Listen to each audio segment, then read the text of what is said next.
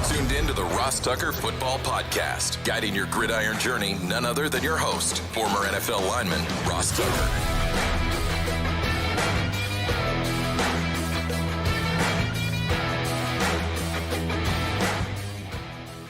Oh, yeah, it is. But it's not just any Ross Tucker Football Podcast. It is a teaching tutorial Thursday, which means class is in session with Professor Greg Cosell of NFL Films University momentarily. Always love talking to the executive producer of the NFL Matchup Show on ESPN about these matchups coming up this weekend. Week 18 in the NFL. Of course, I'll make my predictions and picks for every game on tomorrow's Ross Tucker Football Podcast, the Even Money Betting Podcast, the Fantasy Feast Eatin' Podcast, and the College Draft Podcast, all already posted, ready for you this week to listen to on whatever podcast app you use or youtube.com/Ross Tucker NFL. Excited to announce some winners. Excited to send you guys either a video that I make on my phone or some signed press passes. Just make sure you're doing your part to spread the word via social media somehow, or rate and review the show, or you take advantage of any of the sponsors that you hear or you see on the sponsor page at rosstucker.com, or of course, go to youtube.com/Ross Tucker NFL, hit the thumbs up and reply to any video asking for a cameo style shout out. It's big show time. The Big Show. All right, Greg, a lot to get into, although it's kind of become a backup quarterback palooza for a lot of these games this weekend.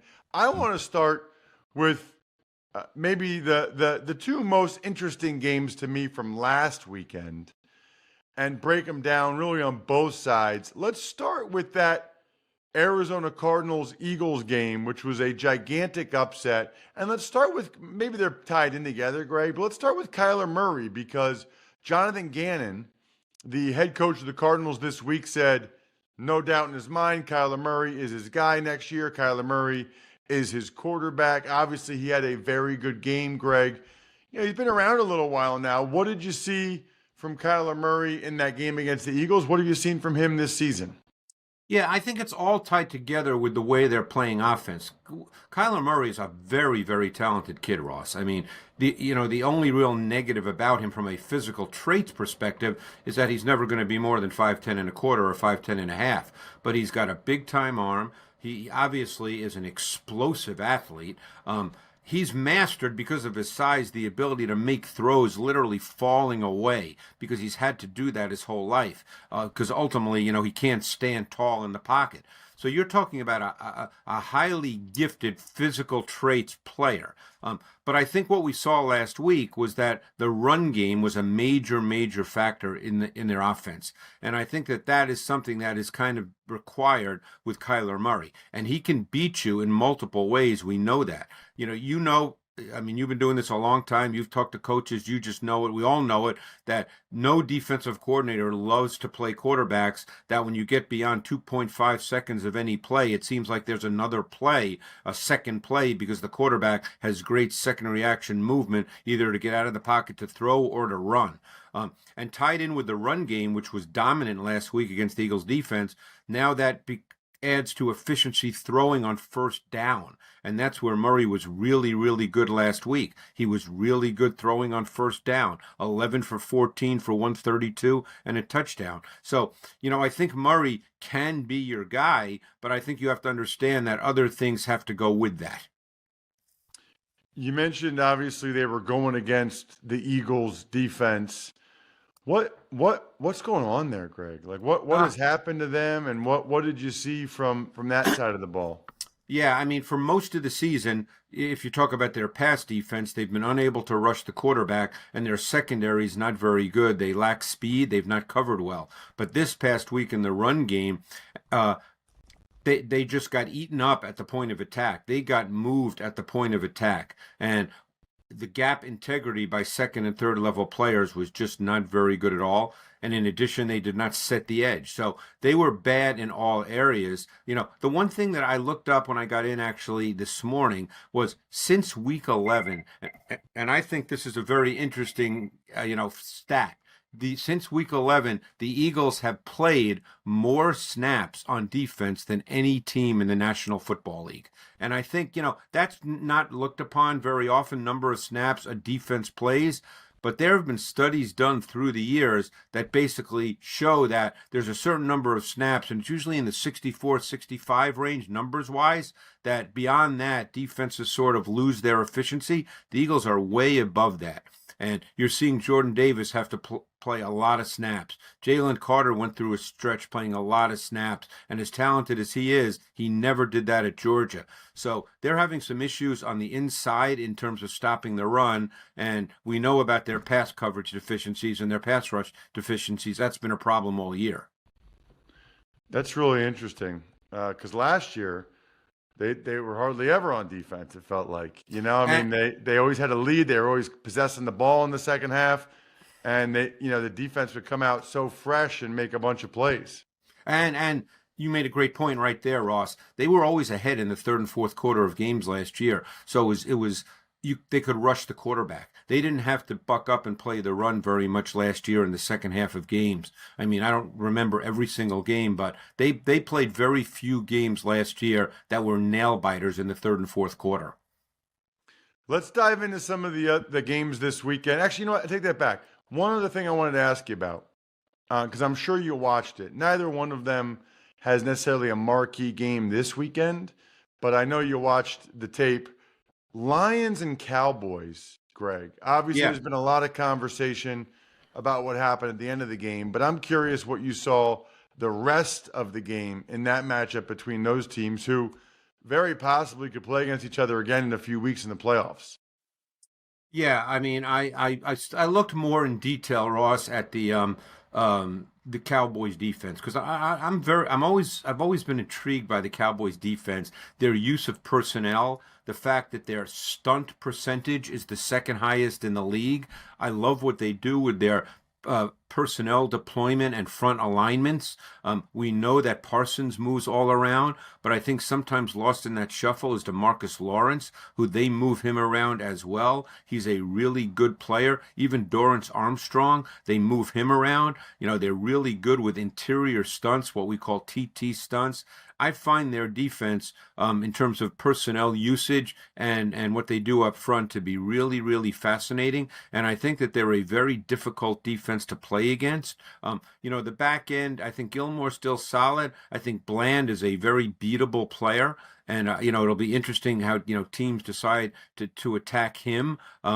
He got beat last week by Jamison Williams on a deep ball. Williams just ran right by him because Bland really does not run very well. That's where they potentially have issues. But what they do up front, to me, is really, really intriguing. Interesting. All right. Well, what about some of these games this weekend? And I think, one of the ones on Saturday that I'm fascinated by, Ravens and the Steelers. Now, obviously, we're going to see some backups for the Ravens, but the Steelers need to win the game. And just, Greg, when we kind of left the Steelers for dead, in comes Mason Rudolph, and they've got back-to-back games where they score 30-some points. What is going on? And taking nothing away from Mason Rudolph, he's made some really good throws, but all of a sudden they're running the ball big time. I mean, and we know that they want their offensive identity to start with the running game and the power element that it brings with Harris as the foundation. And Harris, the last two games, is 46 for 200. But just to show you the kind of runner he is, he only has 3 runs of 10-plus yards. He's a sustaining grinder. That's what he is. That's what they want. Obviously, they'd love for him to be more because he's got limited lateral and vertical juice, but they've been sustaining offense with the run game. And Warren has been a factor, but quite frankly, it's been much more Najee Harris the past 2 games. As I said, 46 rushes, that's an average of 23 a game. So they've been able to run the ball. They've really been multiple with their run game concepts, and then they've worked off that a bit with Rudolph. Rudolph has not turned the ball over. He's not getting sacked very much. That's all critical because you want to stay on schedule, and you want to be able to control the pace pace and tempo of the game, and he's made some vertical throws. When he came out of Oklahoma State, that was one of his strengths. He could make vertical throws. So, they really have sort of found what I think Mike Tomlin wants them to be on offense. Which is run the ball and take some deep shots, play action. I think that's, yeah. And when they can run the ball like they've been running it, then, it changes you're an offensive lineman. When you can control the game running the ball, the whole game changes. It really does, because then that's like the primary concern of the defense and trying to stop the run. And then play action, you end up having so much time to throw because those defensive linemen are playing run for the first 2 seconds. By the time they realize it's a pass and try to go to a transition rush, it's going to be real hard. And real hard to transition rush. It's not an easy thing to do. And the overlook, it's not a natural thing to do. No, and the overlook part of that. You should have lots of time and pretty wide open windows. And the overlooked part of that, Ross, is it eats up clock, controls the game, and the opposing offense, there just becomes a little lack of patience on the opposing offense because they feel like the possessions start to shrink, and it changes the way the opposing play caller calls the game. It's well said, Greg. Speaking of well said, whether you're hosting game day or movie night, DiGiorno knows that planning a watch party on a budget isn't easy. You need the perfect setting, the perfect squad, perfect eats. Luckily, you're a game time mastermind, and you know that grabbing DiGiorno classic crust pizza can bring home a W because it's packed with half a pound of cheese, sauce, and other toppings and comes at an incredible price.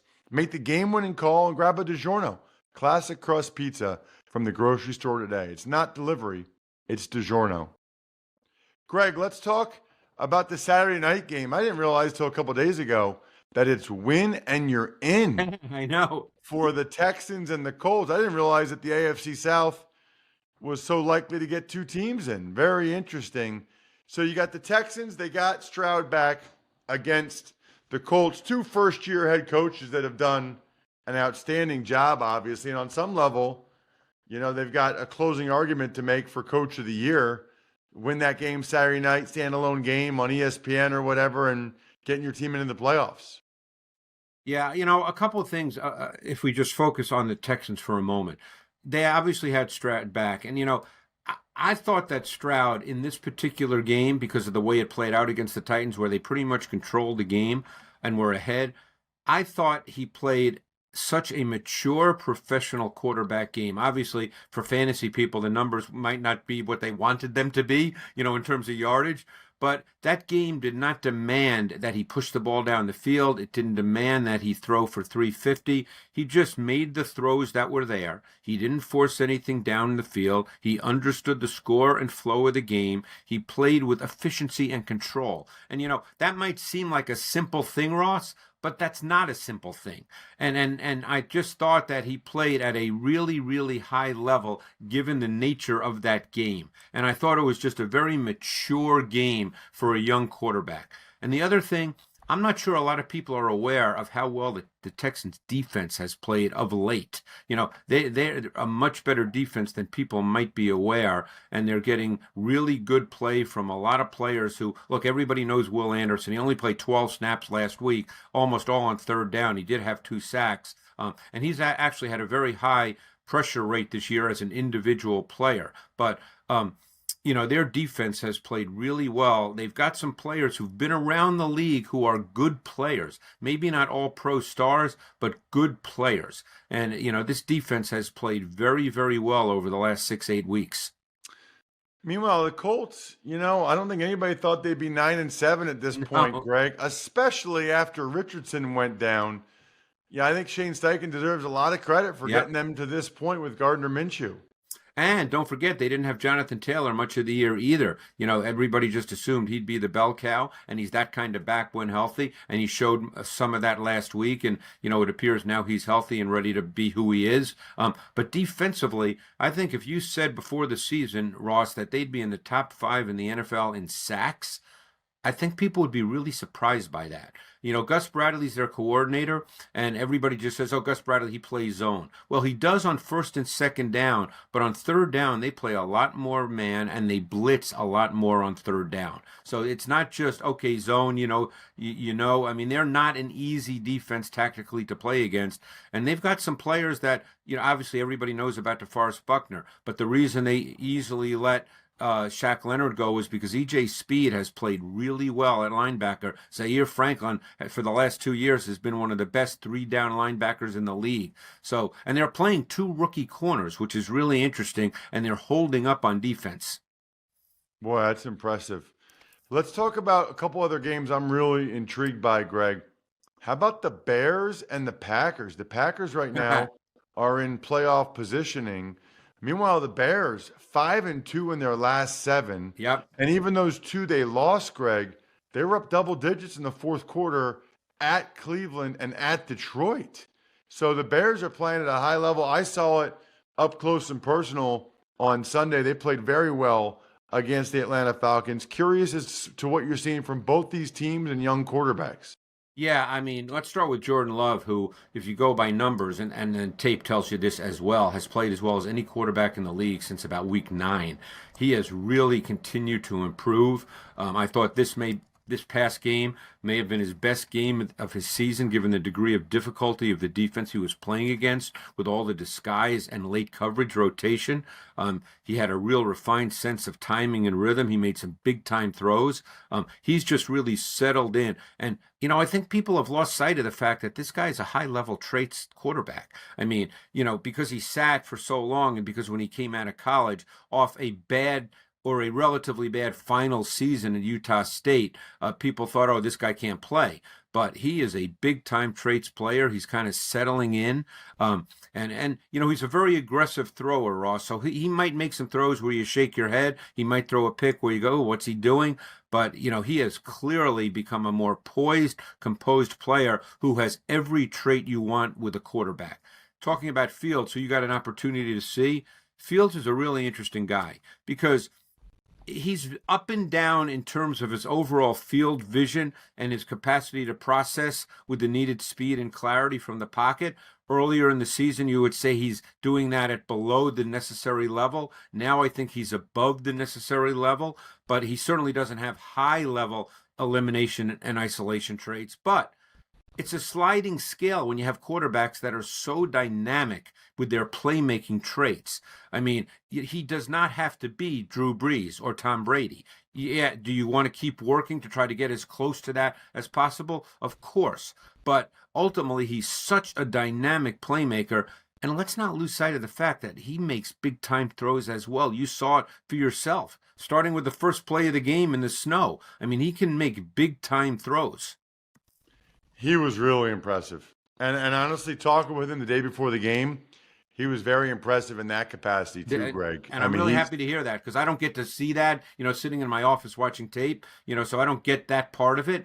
But, I mean, he's clearly improved. And with that defense improved and an O-line that's probably going to continue to get better, they probably would like some more skilled position players. But, Fields has been a clearly improving player. And that kind of dynamic playmaking ability, that doesn't just drop out of the sky, Ross. No, I mean, they need another receiver. And, but he was just impressive. We talked about, he's like, listen, man, one time things in my life didn't go the way I planned at all. And it turned out way better. And so I'm just going to do my thing, and whatever happens, happens. And obviously, talking about going to Georgia, not able to beat out Jake Fromm. So he has to transfer to Ohio State, and he ends up having a great career at Ohio State. So he has a good perspective on kind of letting it go. And, man, Greg, his ability, I mean, his running ability and escapability, it's outrageous. I mean, he had 2 D linemen on him. And he's so strong that he's able to break their tackles, and then he's so fast. I mean, he's impressive. You want to talk about impressive physical traits? Very, very impressive. I agree. Physical traits. All right, I want to make sure we get to Dolphins and the Bills Sunday night. AFC East is on the line, Greg. What are you going to be looking for in that one? Ooh. This is a fascinating game. I mean, the Bills' pass game has not been really good of late. Josh Allen, and he even admitted he did not throw the ball particularly well this past week. So we'll see. Because, they've shown at times they can run the ball, but they're not really a running football team. I mean, you go into a big game like this, I would personally find it hard to believe that this is not, in their mind, a Josh Allen game. I think he's going to have to play really well. And by saying that, I don't mean he has to drop back 50 times, but he's going to have to play well. I don't think they're winning this game with Josh Allen throwing the ball 22 times. They're going to have to throw the football. And don't forget, this is a Dolphin defense now that is down people. From what we hear, Xavier Howard may not go. Obviously, they lost Chubb. Melvin Ingram might be the guy that has to get meaningful snaps. He has not looked particularly good on tape the last couple of weeks. So, we'll see how they play defensively. On the other side of the ball, there's no mystery to what the Dolphins are. We know that they are a quick rhythm timing passing game. You've got to take away those throws. The Bills have played against Tua extremely well. It's a division game. They understand those route concepts. They understand the formations. They understand how to play it. That doesn't mean that they're going to stop it, because it's tough to stop. But I think that one key player in this game, I think, for Miami is Devin Achane. He's kind of become a little bit of an X factor for them. And he's someone we didn't talk about. He wasn't a factor. I don't even think he played in the first game. I can't remember. But, he certainly wasn't a factor in their offense through the early part of the season. And, he's now become a bit of an X factor. He lines up all over the formation. And that speed is, what speed does. It's very tough to deal with. Check him out on social media so you always know what he's up to. He is the man. I mean, Jack is going to kill me. I have like 8 clips from social media. Terrible or great or wonderful, depending on your perspective. At Greg Cosell. Thanks, Greg. Thanks, Ross. Appreciate it. Man, he is so good.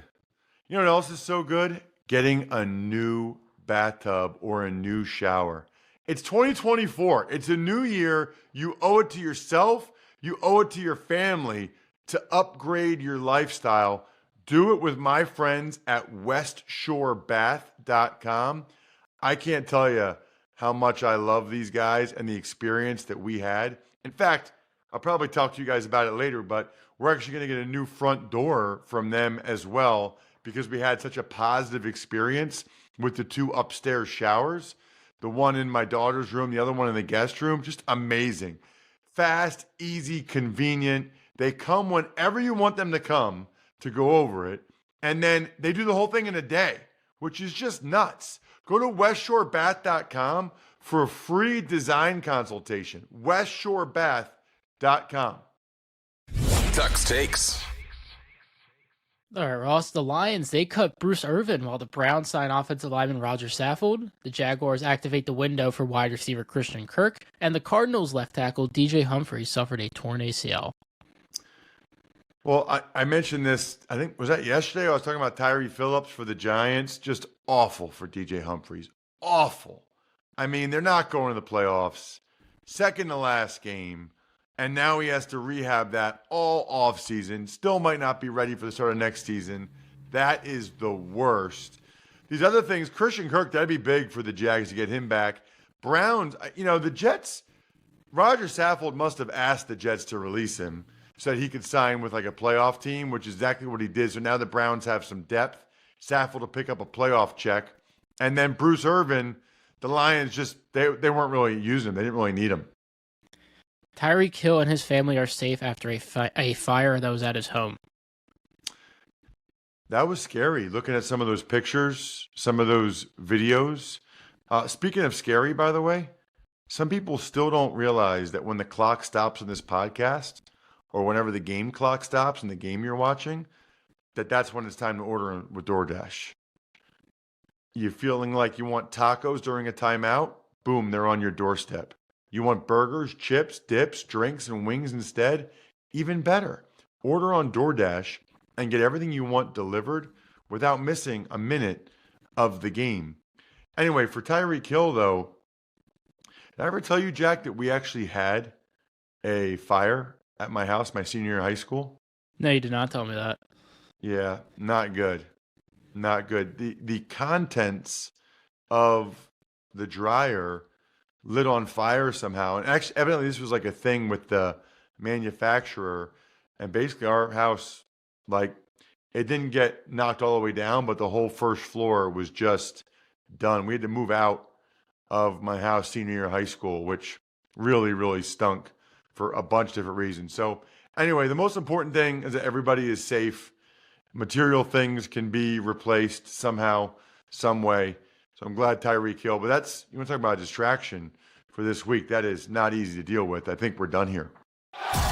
Thanks for tuning in to the Ross Tucker Football Podcast. Make sure to also check out Even Money, Fantasy Feast, and College Draft, all on the DraftKings Network on Samsung TV Plus, YouTube, or subscribe to the podcast on your favorite platform. Shout out to myfrontpagestory.com. I'm telling you guys, it'll be Valentine's Day before you realize it. Get ahead of it now with myfrontpagestory.com. I'm a big fan of doing things way ahead of time and not procrastinating. Just get it done. Have it totally wrapped and ready to go well in advance of Valentine's Day. Backofficeschedule.com, steakhousesports.com, humanheadnyc.com, Sporticulture, and Pizza Boy Brewing.